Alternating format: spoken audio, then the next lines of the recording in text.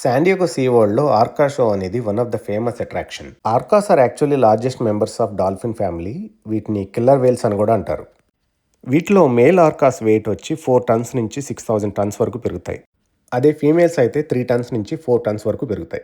ఆర్కాస్ byte force వచ్చి 19,000 PSI, అంటే heavy construction hydraulic కంటే 2 టైమ్స్ పవర్ఫుల్. పొరపాటున దీని నోట్లో గాని పడితే సెకండ్స్ లో బోన్స్ అన్ని పౌడర్ అయిపోతాయి. వీటి swimming speed 35 miles per hour. On an average డేకి 100 మైల్స్ కంటే ఎక్కువ స్విమ్ చేస్తాయి.